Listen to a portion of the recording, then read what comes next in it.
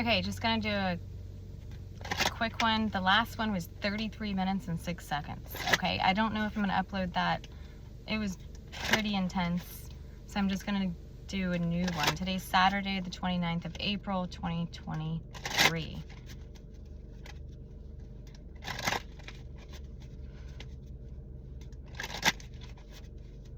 So let's just hopefully just make this quick, not so intense. Anytime I do a read on Saturday, ruled by Saturn, right? That's recently. It always gets super intense. Okay, make this basic.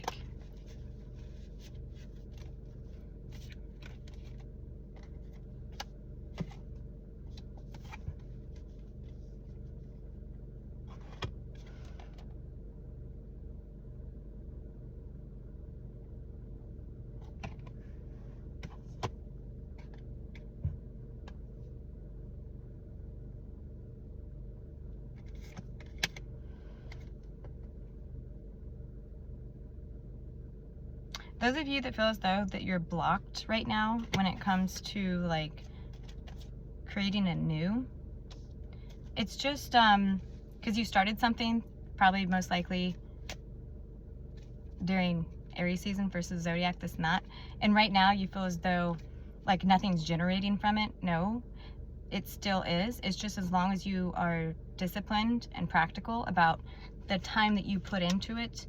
If it's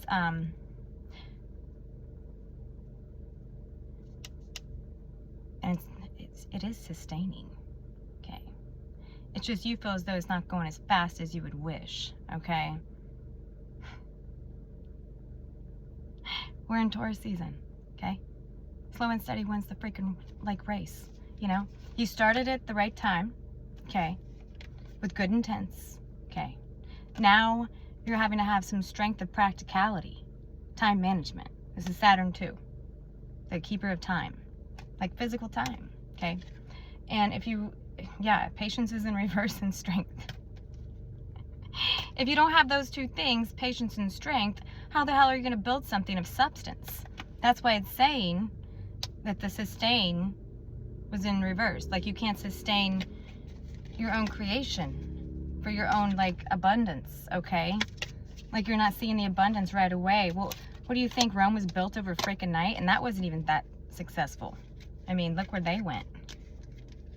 All because they lacked patience, okay? And a lot of other things. They just can't do wrong right. Over time, you will get it, right? Yeah, so those of you, like, come on now. I feel like it's not really coming from you. It's coming from like an outside source because you told somebody about it, like I told you not to. Because you've started it and you thought, okay, now that I actually have it in the process of incubation or whatever the heck, wherever you're at on the step program here, then it's going to be good. No. You told somebody because you wanted them to look at you different. And that person is now projecting on it, like negatively, saying, well, so what's going on with that project of yours? And you're like, well, I don't know, nothing. Let me go back and check and see how many sales I have, or see how many people have visited my website, or see how many books have been sold, or this and that.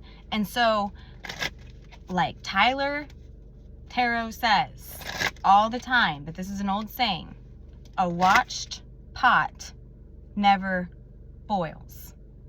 Okay? This person is pulling your attention to watch a pot boil. Okay? And so every day when you look at something, right, this creation of yours that you've put into action already, okay, and you don't see just even a small like uptick in something, your vibration is no longer a harmonic match to its abundance, because you're focusing in a time that is very 3D low format of, okay, well maybe tomorrow I'll have this many sold, or maybe tomorrow I'll find a buyer, or maybe tomorrow I'll this and that, because I know people need this. I know this is a great idea. And then that friend or family member or whoever the hell it is squawking in the background, why isn't it taken off yet? Why did you tell them?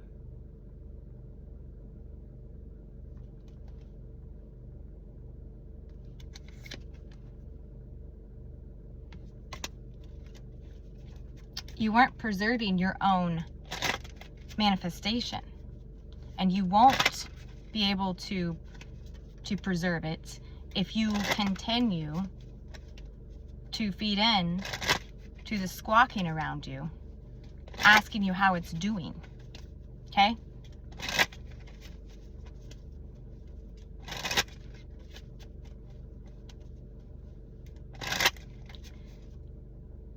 Yeah. So just know that we're in Taurus season, okay?